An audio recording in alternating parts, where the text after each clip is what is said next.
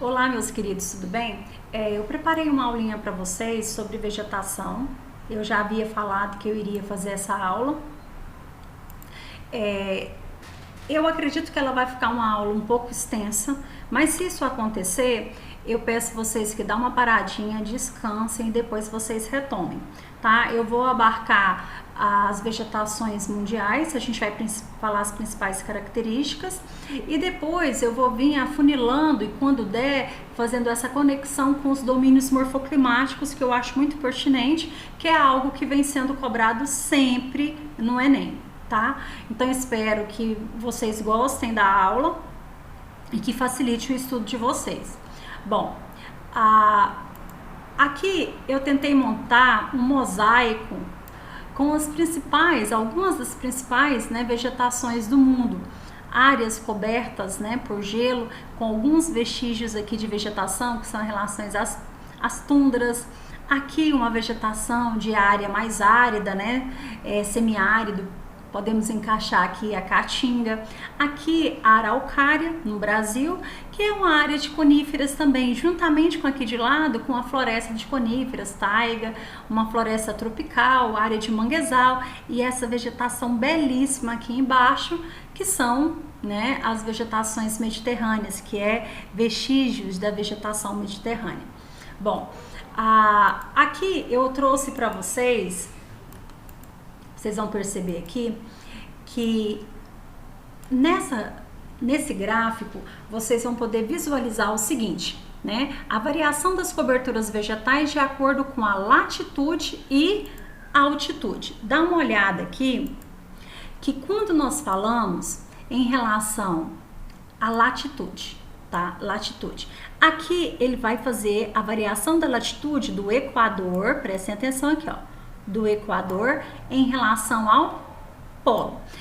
E depois ele te mostra a variação da vegetação de baixa altitude para alta altitude. Aí ele coloca aqui, ó, florestas tropicais. Você tem florestas tropicais tanto em baixa latitude quanto em baixa altitude. Então você vai tendo aqui a variação.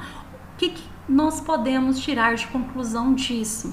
Que as características tanto latitudinais quanto de altitudes, né, de variações de cotas altimétricas, elas influenciam muito parecidas em relação à vegetação, porque aí já vai atrapalhar na questão do solo, tudo. Se você olhar aqui, ó, em alta altitude, você tem ó, no topo das montanhas, você tem gelo, neve. Então, que tipo de vegetação que a gente vai ter nessa área aqui? Né? Nas regiões aqui você tem neve eterna, não vai ter nada, logo abaixo você tem tundra e você tem a tundra também se aproximando em relação às áreas mais próximas ao polo. Tá dando para vocês perceberem? Olha aqui, ó. É isso aqui que eu quero que vocês vejam. Olha aqui, tá? Meu risco ficou perfeito, né? Bom, mas deu para vocês entenderem? Altitude com florestas tropicais, ó, baixa e baixa latitude. Então você tem uma maior exuberância de vegetação, elas vão ser mais densas, de grande porte em regiões de baixa latitude e também de baixa altitude. Ok. Aqui eu coloquei para vocês a distribuição dos biomas terrestres no planeta. Aí eu tentei vir aqui colocar uma legendinha para ficar até fácil para você dar uma olhada. Nas regiões aqui, isso no aspecto latitudinal, tá? Essa região aqui, ó, é as regiões de tundra, tá? Que são regiões de alta latitude, ou seja, tá distante da linha do Equador. Nessas regiões aqui, nós vamos ter tundra ártica, alpina, que vai ser a região polar. Tá? O que é o clima polar? Só para a gente lembrar, vai ser aquele clima mais frio, com inverno rigoroso e verão mais curto. Então, praticamente é o ano todo frio. Aí aqui em cima, mais ainda, nós temos aquelas áreas que nem descongela, que é o gelo eterno. Do mesmo jeito que você vai encontrar nessas regiões de montanha, que foi até eu que acrescentei, que é essas regiões aqui, ó. Nessas regiões, você também não vai ter uma exuberância de vegetação aí. Você vai ter, nas partes mais baixas, algum degelo com a presença de algumas espécies de musgos, os lynx. Aqui logo abaixo, essa região, logo abaixo aqui da tundra, você tem a taiga, tá? Ou também chamada de floresta de coníferas, floresta boreal, que são os famosos pinheiros. Então eu quero que você já comece a ter essa noção, tá? De escalonamento de alta latitude, aí depois você vai descendo. Então a tundra, nós vamos ver que ela tá mais em alta latitude. Aqui, ó, a taiga ou floresta boreal, você vai encontrar ela aí na faixa de 55 a até 70, 65 graus de latitude. É a presença da taiga ou floresta boreal. Essa região aqui, ó, são florestas, é a que nós chamamos de caducifólias, que é o clima temperado oceânico. Ele tem um inverno mais ameno, que a gente chama daquelas vegetações caducas, tá? Caducifólias, que você tem aqui nessa região. Vai ser a área de clima semiárido, ó, tá? Como aqui tem a questão do sertão nordestino, são climas semiáridos. Se você olhar, esse clima semiárido aqui, ó, ele também está localizado em área temperada. Então ele pode ser um semiárido com influência de temperado continental, ele é mais seco, ele vai ter invernos mais frios, é o que difere um pouquinho. Já essa região aqui, ó, se você olhar, ela tá bem próxima à linha do Equador, olha aqui, ó. Toda essa região, nessa tonalidade aqui, ó, que eu tô marcando para vocês, aqui, tudo isso aqui é área de floresta, né? Tropical, equatorial, que depois a gente vai estar caracterizando. Essas regiões em lilás claro, tá? Vamos mudar a cor aqui para ficar mais fácil. Essas regiões de lilás claro aqui, ó, são áreas de savana, tá? São os locais de savana. Savana, tá? Com clima tropical típico. Essas áreas, nesses locais aqui, tá? Que eu tô mostrando para vocês, são áreas de deserto. Esses locais, nessa região aqui, ó, é que nós temos a vegetação mediterrânea, tá? Aqui tem um pouquinho de vegetação mediterrânea, aqui você tem um pouquinho também de vegetação mediterrânea aqui, tá? Então são áreas de clima mediterrâneo. Dá para você ter uma noção espacial. Essa noção espacial da distribuição da vegetação e do clima é interessante que você domine. Porque se você ter essa noção espacial dessa distribuição, vai te ajudar muito. Então você vai pensar no aspecto latitudinal. Pensando no aspecto latitudinal, isso já te ajuda a caracterizar bastante a vegetação e a relacioná-la com o clima. Bom, aqui eu trouxe alguns termos que eu preciso que vocês tenham em mente, porque pode ser que vão usar isso aqui. É muito interessante, tá? Você ter essa noção. Quando eu falo de uma vegetação latifoliada, eu tô falando de uma vegetação que tem a folha aberta. Vamos pegar uma corzinha aqui para ficar mais fácil. Se eu falo de uma vegetação latifoliada, ela tem uma vegetação com folha aberta, e essa folha aberta, ela tem um propósito para que elas transpirem. Então são vegetações com folhas largas para transpirarem. Onde você vai ter esse tipo de vegetação? É óbvio, em locais onde o clima é mais úmido. Você não vai ter uma vegetação com folha latifoliada lá na caatinga, porque se ela tiver folha latifoliada, a vegetação morre. Então eu quero que você entenda que essas nomenclaturas, elas são excelentes para te ajudar a caracterizar a vegetação. Quando vocês ouvirem o termo de vegetação tropófila, uma vegetação tropófila é uma vegetação que se adapta a duas estações bem definidas, um verão quente e chuvoso e um inverno seco e ameno. O caso do cerrado, tá? Então, se alguém vier e falar como característica do cerrado e trazer aí a vegetação tropófila, cabe perfeitamente. Quando nós falamos de uma vegetação halófila ou halófilo, são vegetações que se adaptam a um solo com maior concentração de sal, regiões mais próximas ao mar, aí já são vegetações halófilas. A xerófila são vegetações que se adaptam ao local que tem uma estiagem prolongada. Geralmente elas não têm folha ou elas perdem as folhas, tem espinho no lugar, como aí as regiões de cactácea. Todas são vegetações xerófilas. O higrófilo, tá? São vegetações que se adaptam a um ambiente úmido. Então a vegetação da Amazônia, só para você ter uma noção, de uma floresta equatorial, tropical, ela é latifoliada, ela é hidrófila e também é higrófila. Por que higrófila? Porque tem espécies dentro da floresta amazônica que vivem dentro da água, igual a Vitória Regia. Então toma cuidado, guardem esses termos. Quando eu falo de uma vegetação que tem folha aciculifoliada, são folhas em formas de agulha. Elas são bem fininhas, tá? Por que ela tem esse formato de agulha? É bem estratégico. As vegetações com folhas aciculifoliadas, igual a floresta boreal, igual a araucária, são regiões que têm invernos mais frios. Por ter invernos mais frios, vai nevar. Como vai nevar, se a folha prender a neve queima, porque o gelo queima. Então ela já tem essa característica, né, em formato de agulha, justamente para que a neve não pare nela. Então nós chamamos essas vegetações, né, de aciculifoliadas, com folhas aciculifoliadas.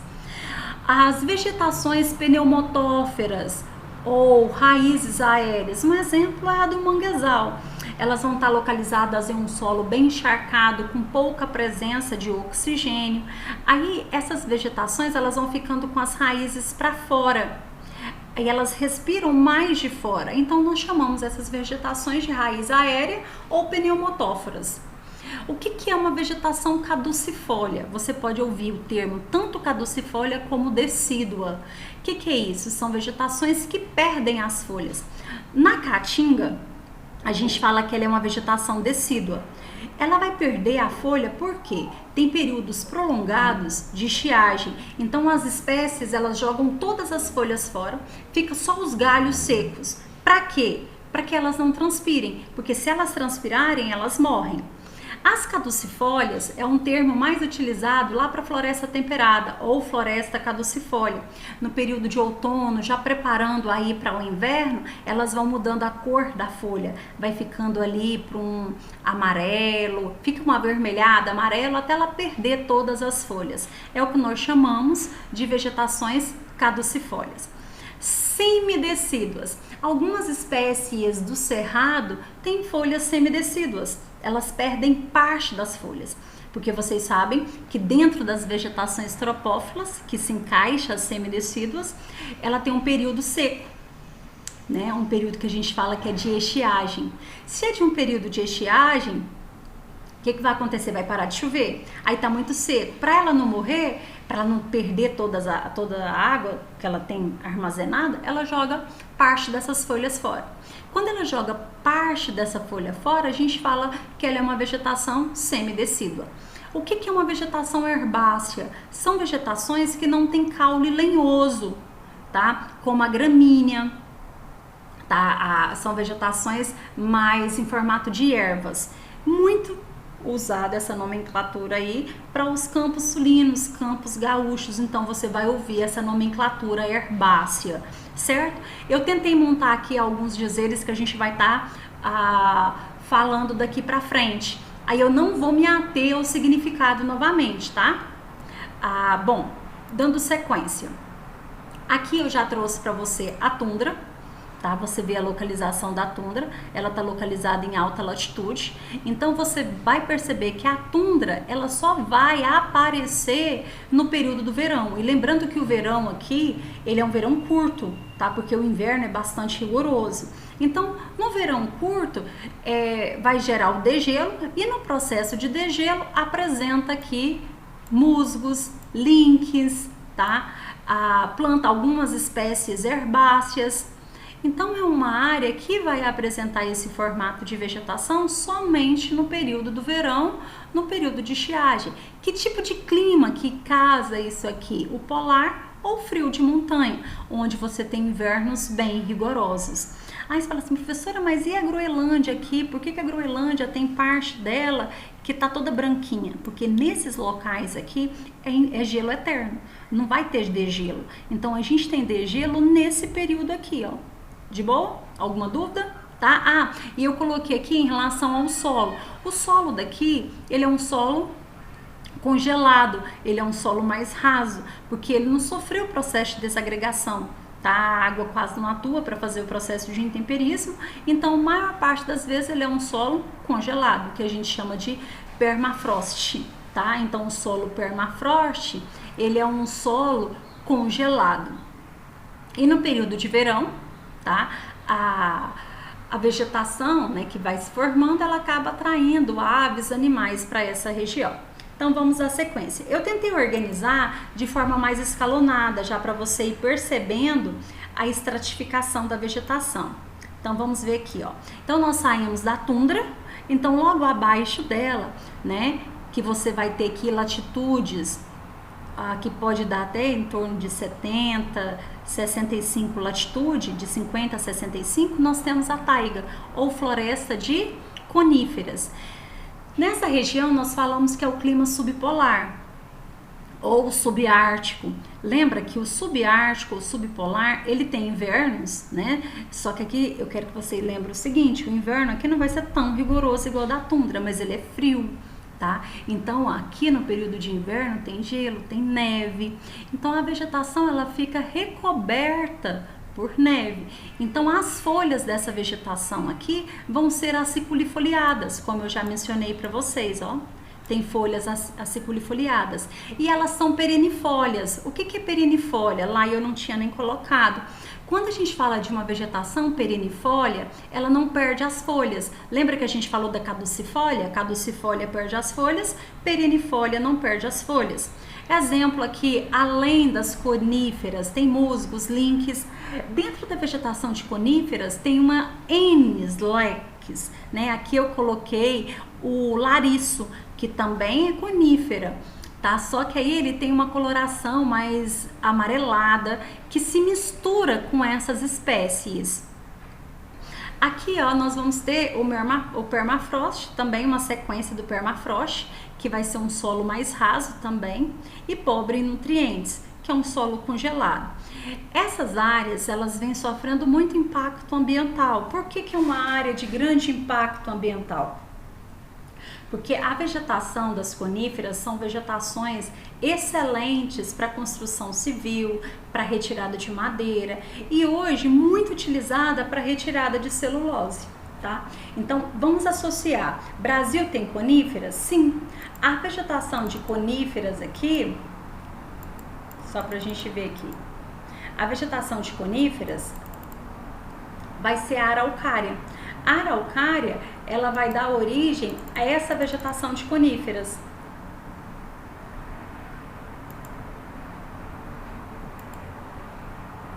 Tá? Aqui nós já temos a floresta temperada, que está logo abaixo, que vai ser o clima temperado.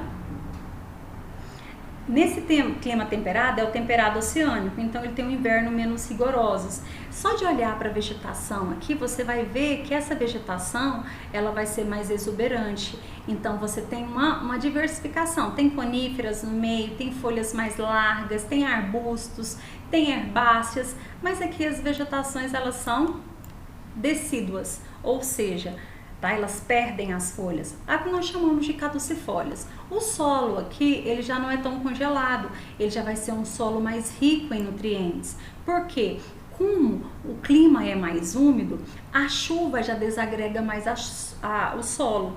Desagregando a rocha, você já tem um solo mais profundo. Por que rico em nutrientes? Porque você já tem uma camada, né, de matéria orgânica que vai ser incorporada a esse solo. Aqui você também tem já a presença de impactos para desmatar, para construção civil, para retirada de vegetação, né, para celulose, que acaba ajudando bastante também. Próximo nós vamos ver as vegetações desérticas. Nas vegetações desérticas, o clima é desértico, é um clima árido, marcado por baixo índice pluviométrico. Aqui a gente fala que o índice pluviométrico estourando aí pode chegar em torno de 250 a 300 milímetros no ano. Então o índice pluviométrico é muito baixo. Então as plantas que vão surgir aqui, as espécies que vão surgir aqui, tem que ser espécies que são adaptadas a essa escassez de água. Ou seja, são vegetações xerófilas. Tá? Elas vão ter raízes mais profundas, são vegetações que são adaptadas a essa grande amplitude térmica, porque vocês sabem que no deserto durante o dia é muito quente e à noite é frio. Então as vegetações elas vão se adaptar rapidamente ao período que chove, elas germinam, aí tem folhas, né, em formas de espinhos, os caules vão ser suculentos, as vegetações xerófilas. E algumas espécies vão ter raízes mais profundas para buscar água no lençol freático. No Brasil nós não vamos ter, tá, a vegetação de clima árido, né? Nós não temos deserto específico, nós temos o que? O semiárido. Então vamos à sequência. A próxima vegetação que eu coloquei, que dá para vocês verem, são as estepes. No caso do Brasil, a gente não tem as estepes, mas nós temos as pradarias, que fica lá nos campos sulinos, tá? E as pradarias, elas já vão estar localizadas também, se vocês observarem a localização, em áreas de clima temperado, tá vendo? Por isso que a gente fala em regiões temperadas. As estepes, se você olhar a característica delas, elas são vegetações que parece a herbácea também, só que mais ressequida, porque aqui a umidade ela é menor. Pela umidade ser menor, então eu preciso de vegetações que se adaptam, tá, às regiões mais, tá, de vegetações que se adaptam a baixa umidade. Então nós vamos ter aí a questão das xerófilas, tá? Então as estepes, algumas espécies vão estar muito presentes aqui dentro do semiárido. As pradarias, elas vão estar muito presentes dentro dos climas temperados, úmidos, e também, tá, no nosso caso, do clima subtropical, que são os campos sulinos. O relevo, geralmente, dessas áreas são relevos baixos, tá? Mas são áreas de planaltos, eles têm um leve ondulamento, tá? Como são áreas mais regulares, principalmente nas áreas de pradarias, elas são bastante utilizadas para as estepes, para a criação de gado, para pecuária, tá? Então, reforçando, as estepes estão localizadas em zonas temperadas, ou seja, estão em médias latitudes. Vamos ver aqui se vai. Vamos passar então aqui. Aqui, logo após, nós temos a vegetação mediterrânea. Quando nós falamos da vegetação mediterrânea, a vegetação mediterrânea, ela vai estar localizada em áreas de clima mediterrâneo. Vamos tirar aqui só para vocês verem. As áreas de clima mediterrâneo. Em áreas de clima mediterrâneo, lembrando que a característica do clima mediterrâneo, ele tem um inverno que vai ser chuvoso e um verão seco. Então nós vamos ter vegetações aqui, ó, você pode observar que ela vai estar bem próxima às regiões aqui, ó, do mar Mediterrâneo. Você tem aqui próximo à África do Sul, no sul aqui da Austrália, tá? São áreas de clima mediterrâneo. São áreas hoje bastante devastadas pela ação antrópica, tá? Porque tem vegetações bem diversificadas dentro da área mediterrânea.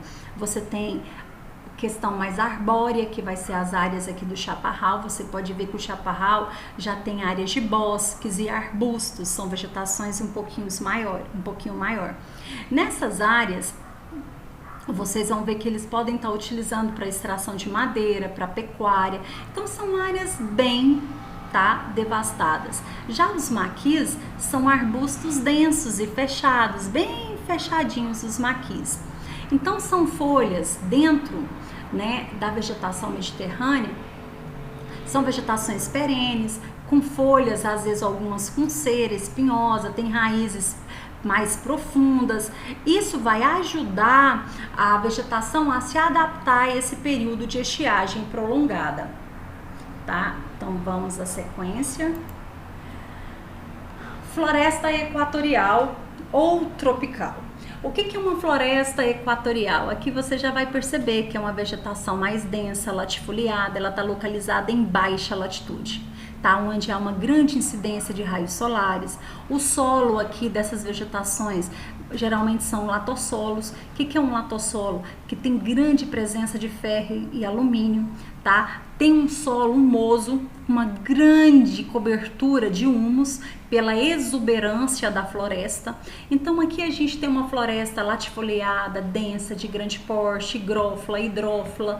Ela pode ser estratificada, porque você vai ver vários tamanhos de vegetações aqui.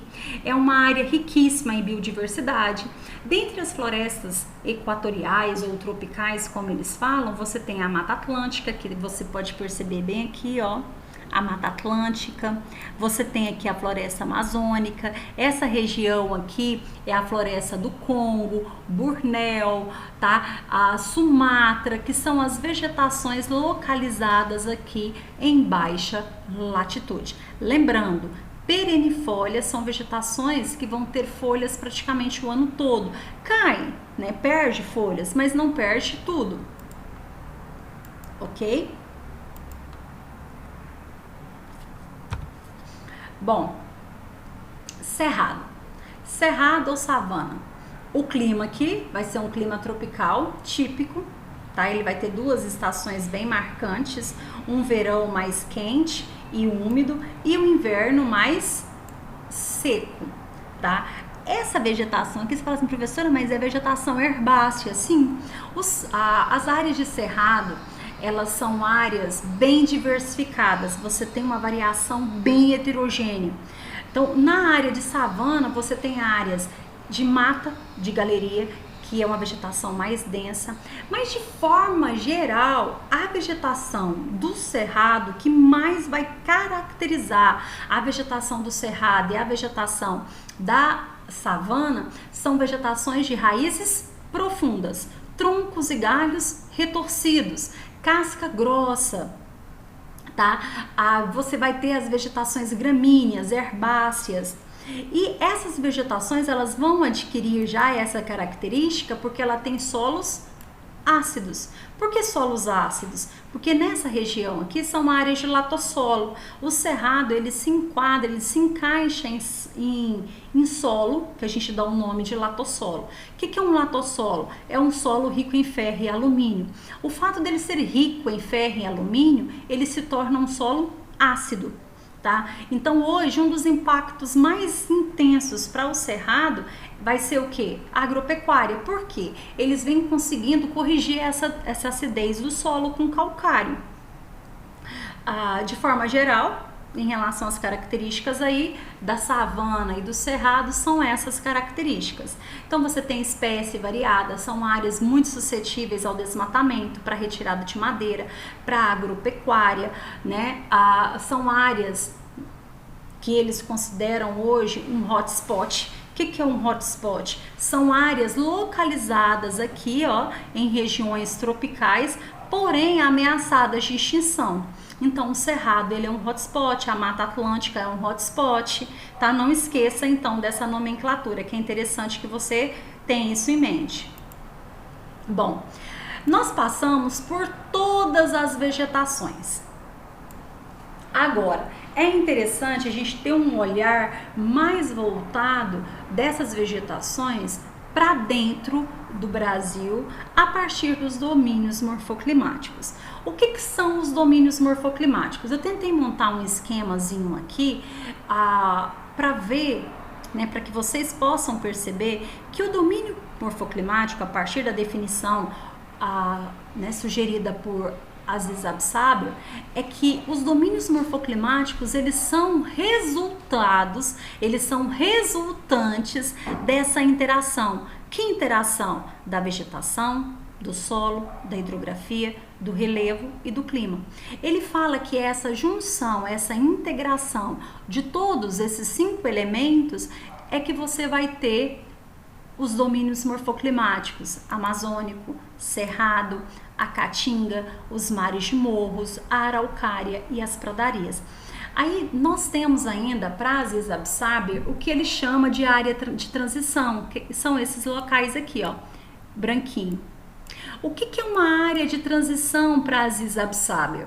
Aziz Absaber fala que áreas de transição são locais onde vai apresentar mais de 2 tipos de vegetações dentro daquela área.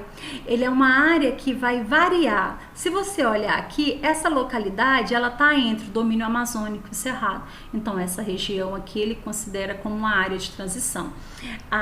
Deixe-me mudar a cor aqui, até para vocês, para a gente pontuar. Nessa região aqui é interessante que vocês percebam que é a área que nós vamos ter o Pantanal Mato Grossense. Porque o Pantanal Mato Grossense, para Aziz Absaber, ele é considerado uma área de transição. Essa região aqui, ó, é a região da Mata dos Cocais, que é uma transição entre a floresta amazônica, o domínio amazônico, uma transição entre a caatinga e uma transição entre o cerrado. Tá? Então é uma vegetação bem complexa, bem heterogênea.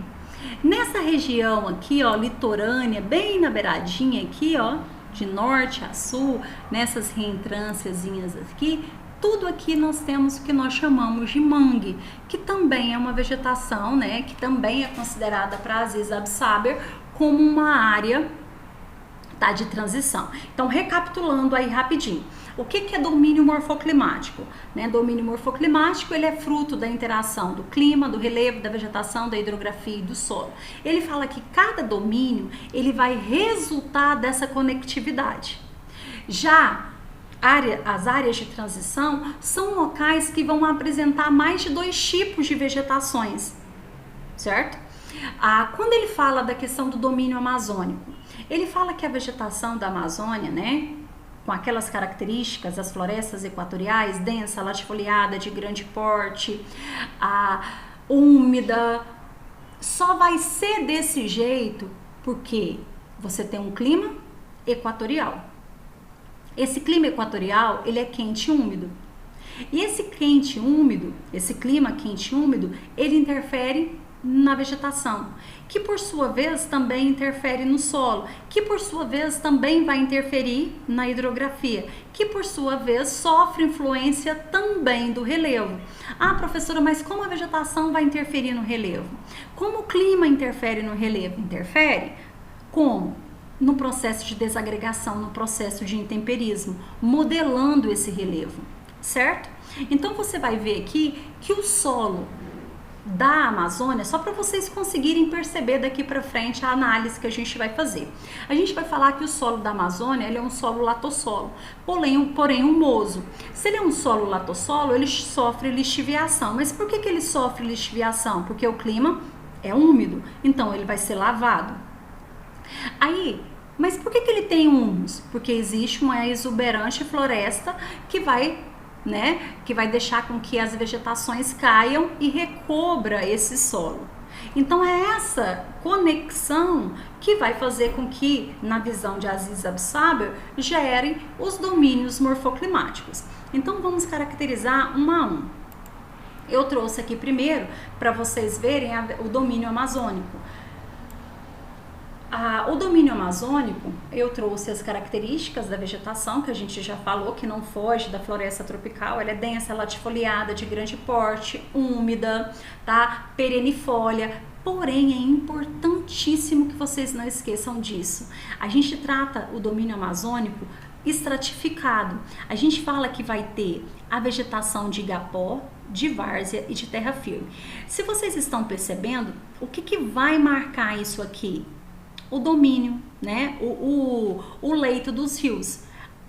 O igapó, independente, né? Mesmo o rio baixando, tá vendo que aqui ele tá em período de cheia.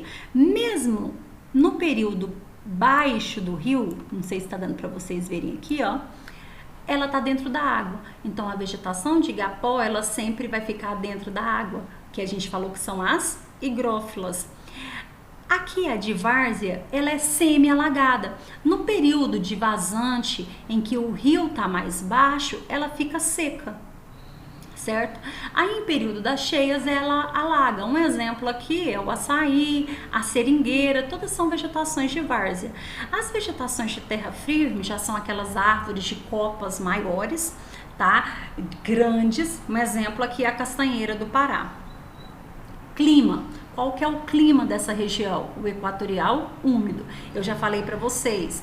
Solo, ele é argiloso, ele é rico em humus, ele é um local, né? Se sofrer desmatamento, vai ser muito propício à lixiviação. Se isso acontecer, se esse solo for lixiviado, por isso eu quero que vocês pensem, se você desmata, perde um humus. Se você perde um humus, aí você tem todo o problema em relação ao domínio amazônico. O solo vai ficar infértil. Então a gente fala que o solo amazônico ele é um solo falso fértil.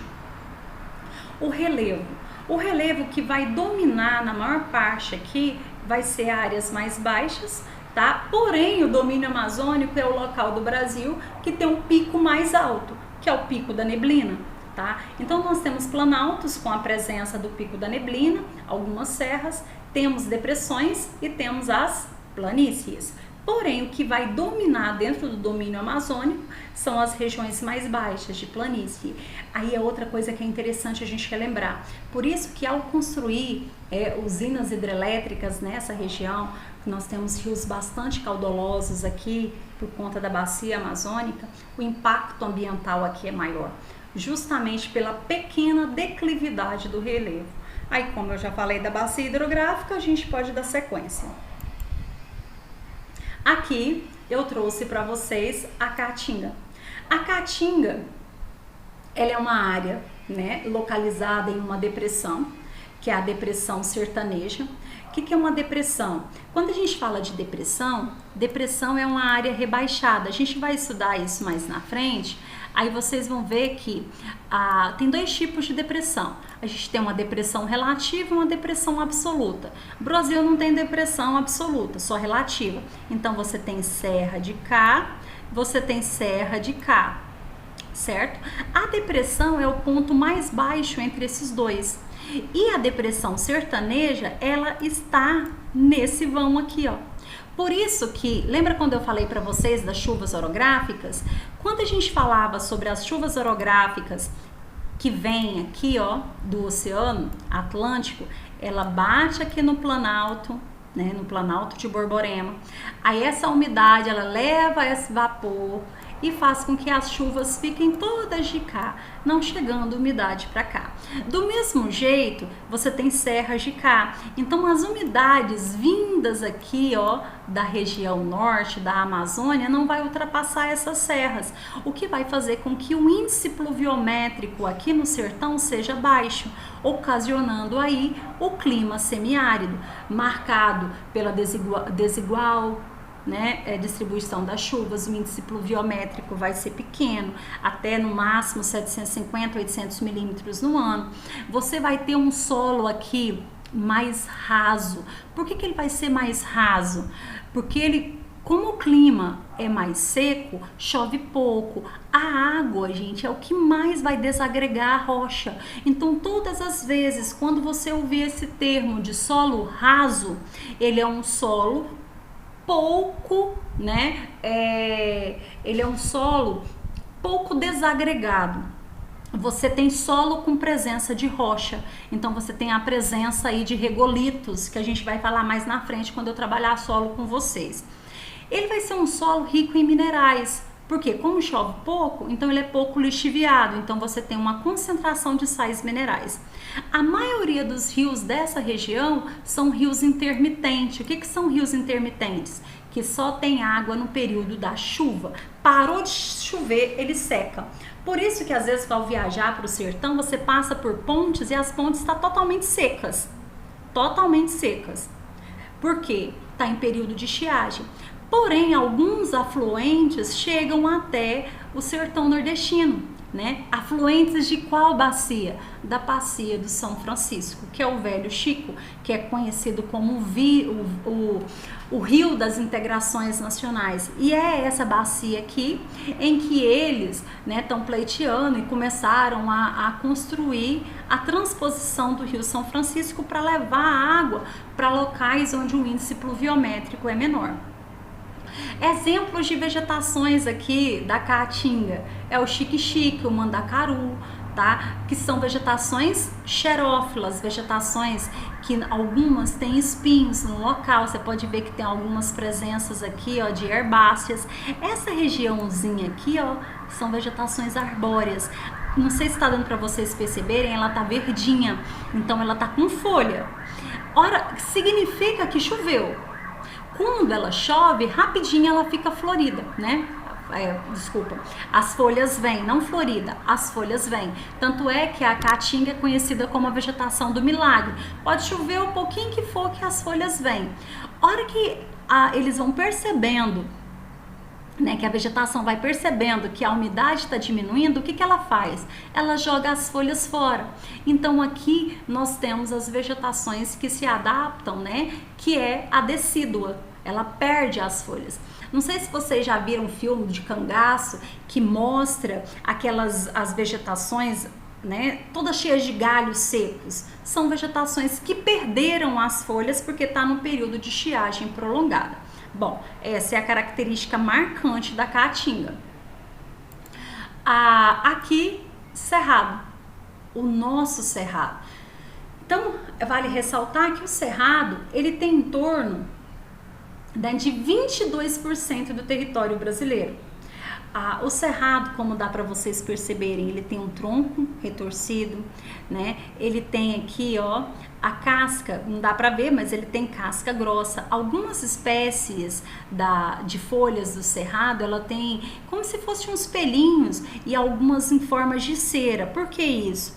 Para no período de estiagem ela não perder toda a água. Outra característica do cerrado. O cerrado, as vegetações, elas vão ter as raízes bastante profundas, que já é uma característica bem marcante do solo do cerrado. O solo do cerrado, ele é um solo antigo, então ele é um solo bem profundo. Só que ele é de baixa fertilidade natural, porque ele é um solo lixiviado. Então o que é um solo lixiviado? Ele é um solo lavado. Retira todos os nutrientes e ficam os mais pesados, como minérios de ferro e alumínio. Isso torna o solo do cerrado, né, um solo laterizado, por isso que nós o chamamos de latossolo. De boa?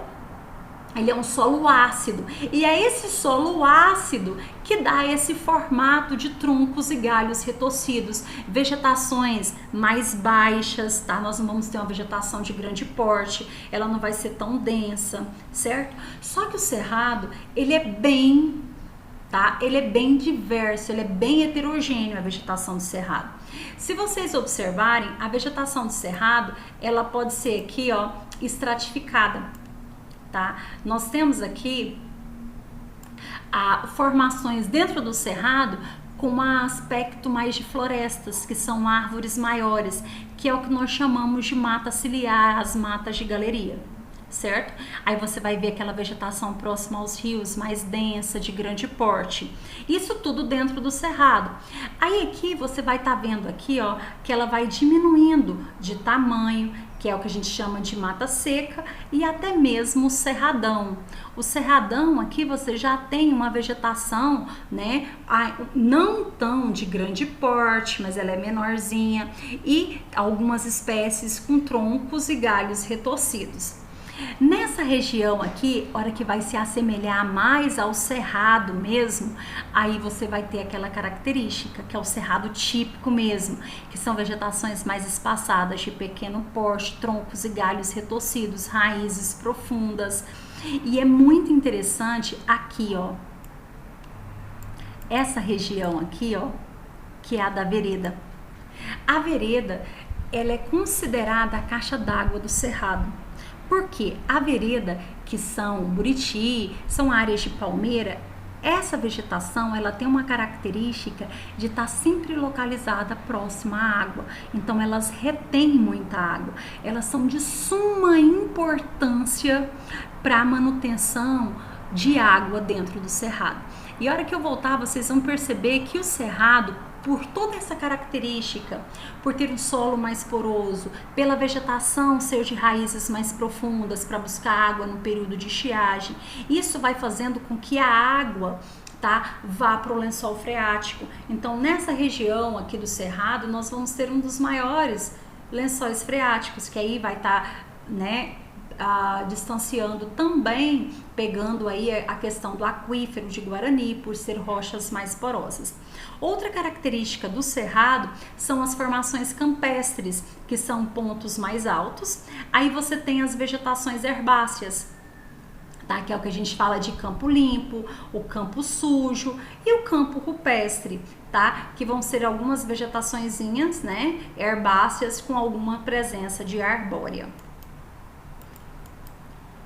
Então, vamos voltar aqui para a gente terminar de caracterizar o cerrado.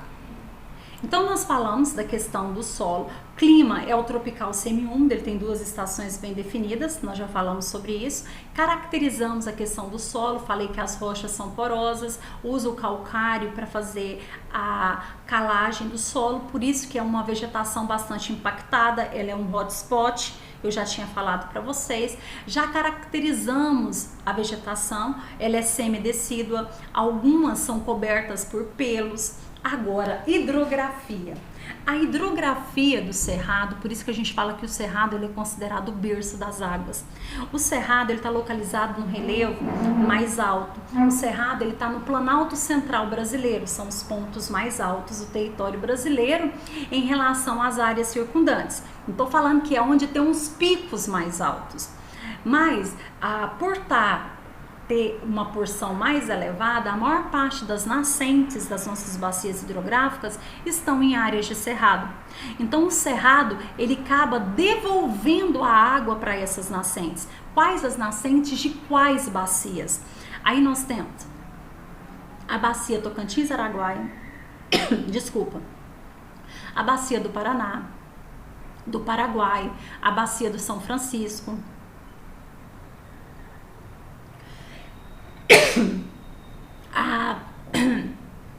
as nascentes da margem direita da bacia amazônica, a bacia do Parnaíba. Por isso, o cerrado ele é considerado o berço das águas.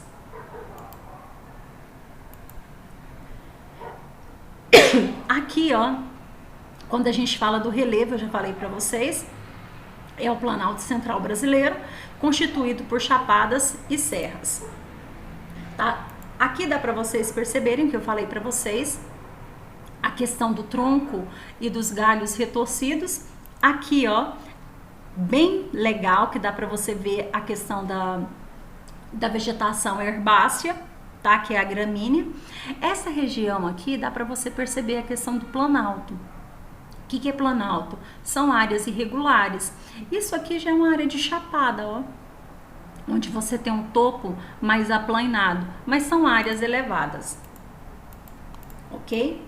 Então aqui, ó, nós vamos ver, fechamos a questão do cerrado, vamos à sequência para o próximo. Falamos araucária. Araucária, como nós já falamos, e dá para você perceber que ela não é uma vegetação densa, né? Ela é uma vegetação mais espaçada, porém ela é uma vegetação de grande porte. Ela é considerada a vegetação de conífera, ela está localizada em área temperada no Brasil, na zona temperada. Só que nós não falamos que ela tem clima temperado. Nós falamos que o clima da araucária ele é um clima subtropical. Tem inverno mais frio? Sim. Só que uma característica que influi muito nessa vegetação é o relevo.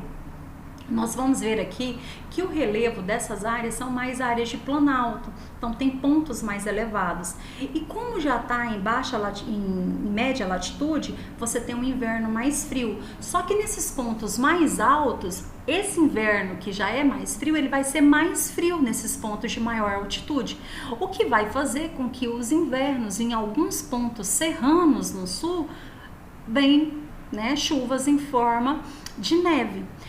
Aí você tem a adaptação dessa vegetação, tanto é que eu coloquei aqui para vocês verem que essa vegetação ela tem folhas aciculifoliadas. E por ter uma vegetação com folhas aciculifoliadas, é aleatório? Não. Lembra que a Aziza Absaber fala que é a questão da adaptação. Por que ela tem a folha nesse formato? Porque vai nevar. Se vai nevar, se ela tiver folha latifoliada, ela vai queimar, porque vai prender a neve. Então ela tem a folha em forma de agulha para que a neve passe e não queima. E são vegetações perennifólias, elas não perdem a folha. E como é uma gimnosperma, né? Aqui você vai ver que ela não tem fruto, ela não tem flor, né? Ela vai ter o pinhão aqui dela, somente.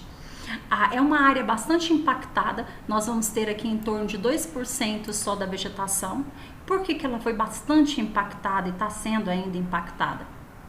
No processo de ocupação, veio a questão da urbanização, desmatamento para o cultivo do café, crescimento das cidades, construções de currais, casas, e hoje ainda, mesmo que muitas áreas são áreas de reservas, algumas áreas são focos de desmatamento para retirada de celulose. Tá? Falamos da questão do relevo, que tem áreas de depressão, tá? Com a presença de cuesta. Quando a gente fala de cuesta, é uma forma de relevo, é a área de planalto, porém de um lado dela é bem escarpado, é bem reto, e do outro lado ela é mais sinuosa, é como se fosse um escorregador. Essa forma aqui é uma forma de relevo que nós nomeamos como cuesta. E tem áreas de depressão. Lembra que áreas de depressão são as áreas rebaixadas e só depressões relativas. Brasil não tem depressões absolutas. Tá? Exemplo de vegetações, né, que nós vamos ter aqui juntamente com, né, nessa região, juntamente com a araucária. Você tem a erva mate, o ibuá, os ipês, o cedro e outras espécies de pinheiros além da araucária. Se você analisar aqui, ó, não sei se deu, dando zoom aqui, deu para você perceber o formato da folhinha, tá vendo? Ela é uma folhinha bem fininha e se você olhar, ela só vai ter folha na pontinha aqui, ó. Aí você fala assim, professora, mas ela não tem um formato do pinheiro.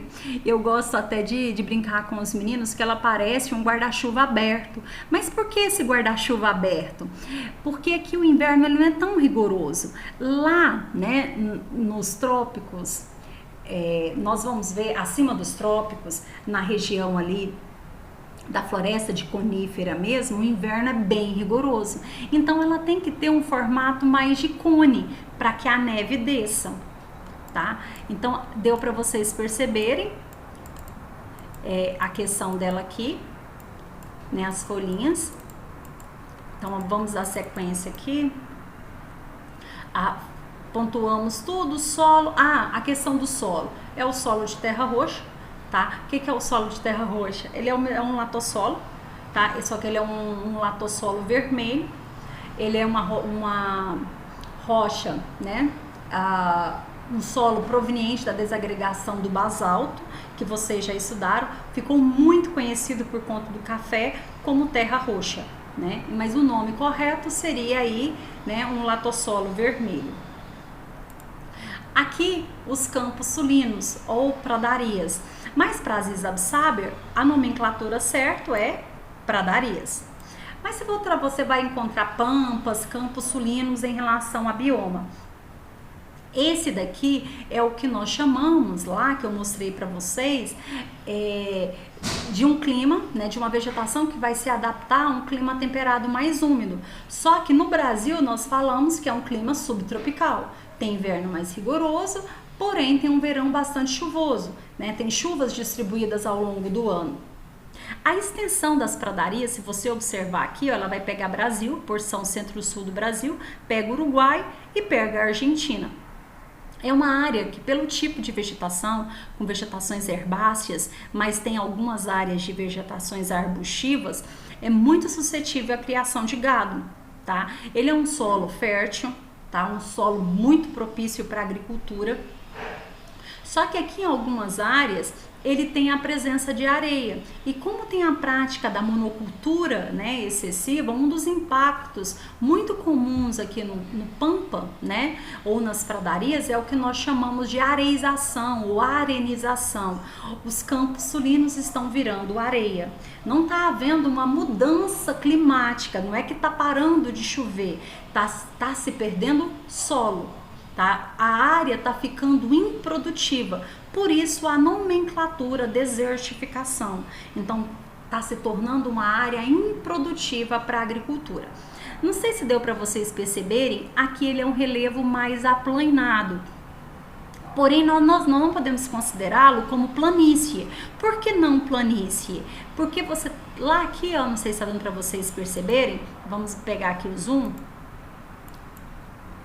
Essa área aqui já são áreas mais elevadas. Então, todo local onde você tem uma irregularidade em relação ao formato do relevo, essa área não é planície, e sim planalto. Então, por isso que nós chamamos e falamos que as pradarias, elas estão inseridas em áreas dos planaltos das coxilhas gaúchas, certo? Voltando para cá para a gente falar, falamos das gramíneas, herbáceas, arbustos, né? Vamos ter árvores de pequenos portes e vegetação rasteira, que a gente já tinha caracterizado. Falamos do relevo, já falamos do clima, a hidrografia. A bacia do Atlântico Sul, tá? Que é a hidrografia nessa região, ficou até um errinho aqui, ó. Tá? É Atlântico Sul, é a bacia do Atlântico Sul. A bacia do Atlântico Sul, ela pega essa região aqui, ó, tá? Ela vai pegar o litoral brasileiro aqui. Essa região aqui é banhada pela bacia do Atlântico Sul. É interessante que você tenha essa noção. Numa outra aula eu vou estar falando isso para vocês sobre as bacias hidrográficas. Então essa área aqui é toda constituída de planaltos. Então você tem rios que nascem daqui e correm para cá, certo? A bacia do Uruguai, que é outra bacia que vai drenar, ela, tá? Você tem a serra de cá, certo? Eu quero que vocês tenham essa noção. Então, você tem serras e planaltos aqui. Então, você tem rios que nascem daqui e correm para o Oceano Atlântico. E você tem rios que nascem de cá e desce para cá, que é o caso da bacia do Uruguai. Lembrando que a bacia do Uruguai, ela junta com a bacia do Paraná, que junta com a bacia, tá, do Paraguai, e juntos vão formar a bacia Platina, que é a segunda maior bacia hidrográfica do mundo, tá? Já falamos do solo e falamos da localização, ok? Sequência, tá? Mares de morros, dá uma olhada, tá? É maravilhoso quando a gente pega aqui, é uma imagem belíssima, dá uma olhada. Por que eles chamam, né, esse local de mares de morros? É mares de morros justamente por conta disso aqui, ó, tá? Ele dá uma sensação de mar, tá? Uma onda de morros. Essas áreas, elas estão localizadas em porções de formação geológica muito antiga, que foram constituídas lá na era pré-cambriana. Então, como são de formações geológicas antigas, elas são bastante degradadas, erodidas, já passaram por um processo de intemperismo muito grande, seja intemperismo químico, físico, biológico, o que vai dar essa característica mais arredondada. Então, pode ser também chamada, além de mares de morros, de meias laranjas, regiões mamelonares, ok?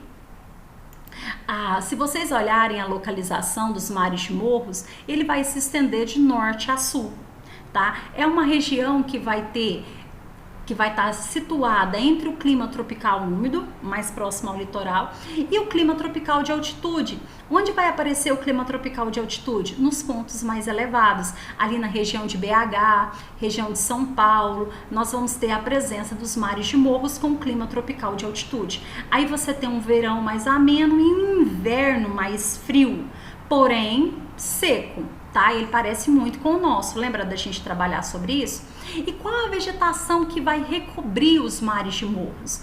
A vegetação que recobre os mares de morros é a Mata Atlântica. Qual que é a característica da Mata Atlântica? Ela é uma floresta tropical, ela é densa, latifoliada, de grande porte, tá? Ela vai ter folhas perennifólias, vai ter vegetações higrófilas, porém na parte mais litorânea nós temos uma área de transição, que é aqui, ó, o mangue. Como eu já disse para vocês, o relevo ele é constituído por planaltos de formação geológica antiga, lá da era pré-cambriana. Eles são bastante, degradados, erodidos. Conhecido como meias laranjas, mares de morros ou mamelonares, que eu falei para vocês. Tem a presença de serras, morros, escarpas, que eu vou mostrar para vocês, tá? A escarpa, ela já é mais próxima ao litoral. Então, quando eu falo de um relevo escarpado, ele tem um lado bem abrupto, tá? Um paredão bem abrupto, tá? De um lado bem íngreme, aí do outro lado você pode ter uma área mais sinuosa. A cuesta, ela tem um lado escarpado e o outro sinuoso, certo? E temos depressões também em a planície costeira, mas o que vai sobrepor aqui são áreas de planaltos. Eu já falei o clima, a hidrografia. Então, não esqueçam disso. A hidrografia, essa daqui, vou trocar de cor para chamar a atenção, para frisar mesmo. Essa daqui é a Bacia do Atlântico Nordeste Oriental, tá? Não confundam. Depois você vem a Bacia do Atlântico Leste, tá? Que tem o rio Jequitinhonha.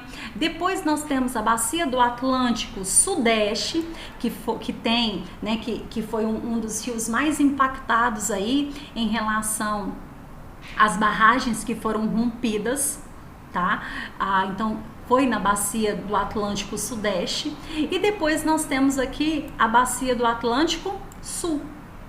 Tá? Então ele vai pegar Bacia do Atlântico Nordeste Oriental, Leste, Sudeste e Sul. Só não. Aí lembra que eu falei para vocês que tem área serrana, certo? Todos esses rios aqui, eles vão nascer aqui e vai desaguar no oceano. Vem para cá, deságua no oceano, certo? A Bacia do Paraná, ela vai nascer do lado oposto. Tá? Então vamos pegar outra cor aqui, ó. A Bacia do Paraná vai drenar também as terras dos mares de morros, só que ela nasce de cá e vem para cá. Ela é uma bacia hidrográfica que não vai desaguar diretamente dentro do oceano. Lembra que eu falei que ela encontra aqui com a Bacia do Uruguai e vai encontrar aqui com a Bacia do Paraguai. As três juntas vão formar a bacia do Rio Prata e o Rio Prata que forma a Bacia Platina que deságua dentro do oceano, certo? Então, quais as bacias hidrográficas que vão drenar as terras dos mares de morros? Bacia do Atlântico Nordeste Oriental, Leste, Sudeste e Sul, ok? Outra coisa que é muito pertinente, é uma área bastante urbanizada. E a gente sabe, nós sabemos quantos problemas o Brasil enfrenta em relação à ocupação de áreas indevidas. Como nós temos áreas com encostas, tá com bastante declive, isso daqui, se tiver ocupação aqui, são áreas suscetíveis a deslizamentos de terra. E como está no litoral, são áreas suscetíveis à formação de chuva de relevo. Então, no período de chuvas mais intensas, o solo encharcado, ocupado de forma indevida, sem a vegetação, ele é suscetível a deslizamentos, que são problemas que recorrentes dentro do território brasileiro, que são áreas de ocupações inadequadas, o que você vê muito falando no Rio de Janeiro, nas áreas de São Paulo, principalmente nas áreas de formação das favelas do Rio de Janeiro, tá? Então, vamos agora, área de transição, imagem belíssima, tá? Vamos ver aqui o Pantanal. Se a gente vê aqui a área do Pantanal, ela está localizada numa área de planície. Aí voltando, dá uma olhada para vocês verem, para ir ficando claro o que é planície. Planície, então, são áreas regulares. Não estou falando de altitude, eu estou falando de regularidade. Então, são áreas regulares que vão estar, lógico, mais baixas do que as áreas que vai estar no entorno, mas ela tem que ser regular, onde os sedimentos vão vir aqui para dentro. A planície do Pantanal é a área, tá? É a maior planície alagável do mundo, tá? E ela é uma área conhecida como berçário de várias espécies, porque aqui tem reprodução de aves, de peixes, de répteis, então a biodiversidade aqui é muito grande. Mas por que a Aziz Absaber considera o Pantanal como uma área de transição? Porque o Pantanal, ele tem um mix de vegetação. Você tem floresta, você tem áreas de cerrado, você tem área de caatinga, né, vegetação xerófila, e você tem campos. Então ela é uma vegetação bem diversa. Por isso que ele considera essa área como sendo uma área de transição. Ok, outra coisa, relevos, planície, o que vai sobrepor, porém ela tem pontos mais altos, que são as áreas de planaltos, e é interessante até a gente chamar aqui sobre a presença do maciço do Urucum. O maciço do Urucum, de formação geológica antiga, já a área do Pantanal, ela é de formação geológica mais recente, então ela é fruto do acúmulo de sedimentos, ela é bacia sedimentar. O maciço do Urucum, o próprio nome já fala, ele é maciço, ou seja, ele é um maciço antigo, que teve seu processo de formação lá no período proterozoico. Então ele é riquíssimo em recursos minerais metálicos, porém ele está localizado em áreas de planalto. E nós temos algumas depressões, só que o que vai sobrepor são as áreas de planície e o que vai possibilitar o alagamento, né? Os rios encherem e transbordarem, e ao transbordarem ele alaga. O clima vai ser tropical típico, tá? E ao norte do Pantanal aqui, ó, ele vai pegar um clima mais equatorial, mas o que vai sobrepor aqui é o tropical típico. A hidrografia, nós temos a bacia do Paraguai que vai drenar essas terras. Como eu já falei para vocês, ela é a maior planície alagável do mundo, rica em biodiversidade, né?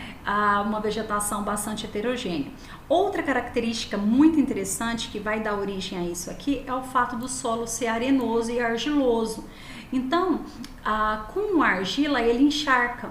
Nele encharcar logo, aí ele fica saturado. Nele ficar saturado é o que ele acaba alagando, né? Aí alaga tudo e a criação de gado acaba indo para as terras mais altas do Pantanal Mato Grossense. Aqui, um manguezal, que eu falei para vocês das espécies. Vamos dar um zoom aqui para vocês verem nessa região, tá? Que é o que nós falamos de vegetação pneumotófora. Esse solo aqui, ele é um solo bem barroso, né? Ele é um solo bem encharcado, então ele tem pouca presença de oxigênio. Aí essas plantas, elas precisam de oxigênio, ela não consegue respirar aqui dentro.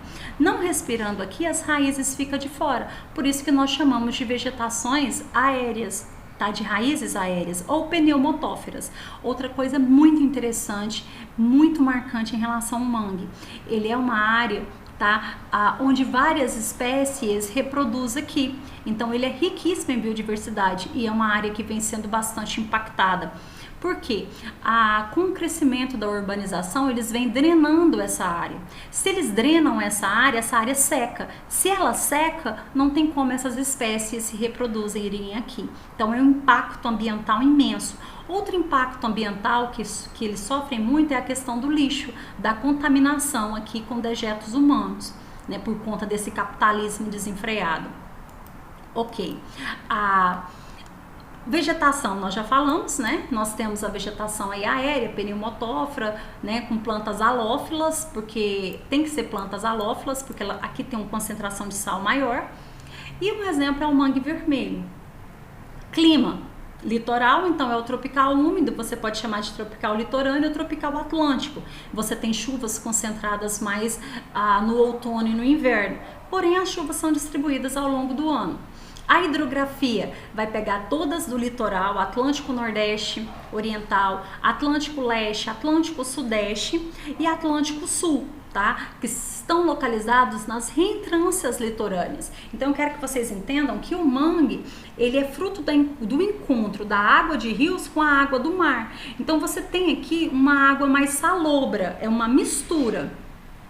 Então, como eu disse, o solo aqui ele é um solo lodoso, tá? Salino, pobre em oxigênio, o que faz com que essa vegetação ele tem que ser para fora. Tá vendo aí a conexão do que a Aziz Absaber propôs? Então essa vegetação ela está se adaptando a esse solo. E esse solo só vai ser desse jeito por conta da localização, porque está mais próximo ao oceano, então a água do mar acaba entrando aqui e concentrando, né, aumentando a concentração de sal. Qual que é o relevo? Planície, que é a planície costeira. Então, eu disse para vocês a questão da biodiversidade, ele é considerado um berçário igual ao Pantanal, tá? Para locais onde várias espécies se reproduzem, como peixes, moluscos, crustáceos, caranguejos, ostras, camarão, siri e aí vai. Por isso que nós falamos que é uma área de grande biodiversidade e considerado berçário. Último, tá? Essa daqui agora é a mata dos cocais. Então a mata dos cocais, como eu disse para vocês, ela é uma área de transição, ela está entre a floresta amazônica, a caatinga e o cerrado. Ela está nessa região aqui, ó. Se vocês observarem, a mata dos cocais, ela é formada por palmeiras, tá dando para vocês verem? Dentre as espécies que mais se fala dessas palmeiras aqui, tem a carnaúba, tá? E o babaçu. Tem o buriti, mas a carnaúba geralmente é o que eles falam mais, que é conhecida como a árvore que de tudo se aproveita, dela nada se perde, trabalho artesanal, tudo. Está muito ligado à complementação de renda da população aqui, da região do Maranhão. E é interessante vocês pensarem na localização espacial, porque a Mata dos Cocais, ela pega parte do território do Maranhão, a parte leste do Maranhão e o oeste do Piauí, tá? Então ela está nessa localidade.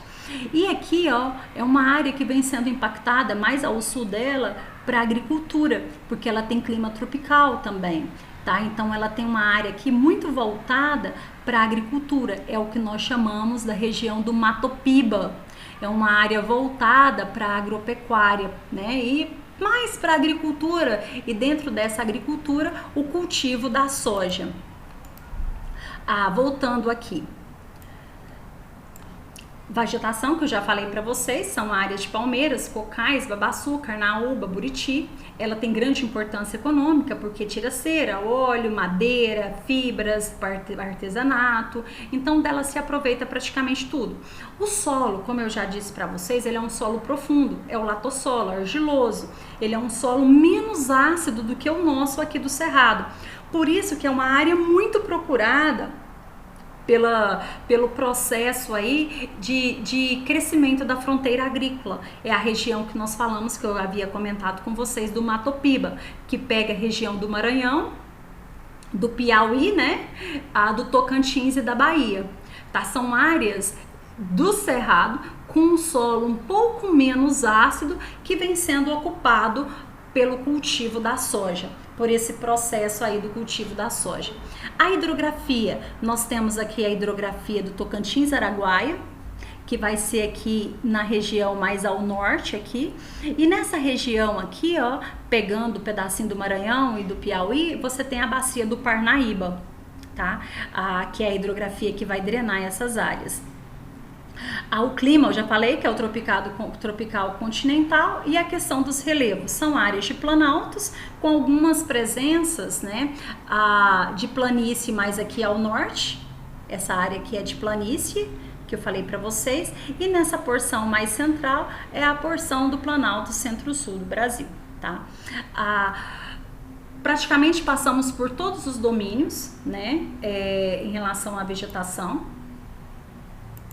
Nós terminamos então, espero que vocês tenham compreendido o conteúdo, né? Sei que a aula ficou um pouco extensa, mas a gente passou por todas as vegetações, passamos pelos biomas e espero que vocês tenham compreendido. Qualquer dúvida, tá? Eu estou à disposição, é só entrar em contato, tá bom? Fiquem com Deus, um beijão, abraços, tá? Fiquem com Deus.